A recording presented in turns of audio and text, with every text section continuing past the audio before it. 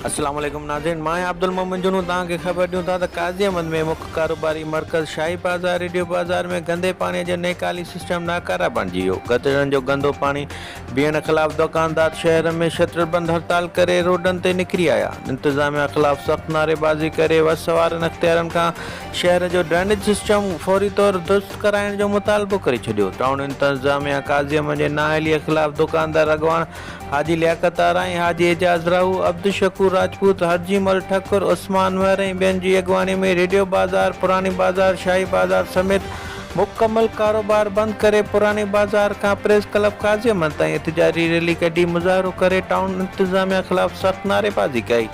दुकानदारनि साफ़ियुनि सां ॻाल्हाईंदे चयो त टाउन इंतज़ामिया काज़ी अहमद जे नाअहलीअ जे करे हर ॿिए टे ॾींहुं गटर उथलनि रोज़ जो मामूल बणिजी वियो आहे। बाज़ारूं दरिया जो ॾेख ॾेई रहियूं आहिनि। बार बार टाउन इंतज़ामिया ऐं असिस्टेंट कमिश्नर दादन लाशारे खे शिकायतूं करण बावजूदि गंदो पाणी नेकाल नथी कयो वञे। गंदो पाणी बाज़ारुनि में बीहण करे कारोबार सख़्त मुतासिर थी रहियो आहे। हुननि आला अख़्तियारनि खां मुतालबो कयो त नाअहल टाउन इंतज़ामिया ऐं एडमिनिस्ट्रेटर खे हटाए गटरनि जो गंदो पाणी नेकाल कराए सफ़ाई कराए ॾिनी वञे। Sindh real estate agency sales and purchase ज़रई ज़मीन घर प्लाट दुकान की खरीदारी खपाइण या किराए ते ॾियण लाइ राब्तो कयो। प्रोपराइटर हमीद रज़ा अंसारी ऐं शाद खान जुनू। वधीक तफ़सील लाइ विज़िट कयो असांजो वेब चैनल AMJ न्यूज़ काज़ी अहमद।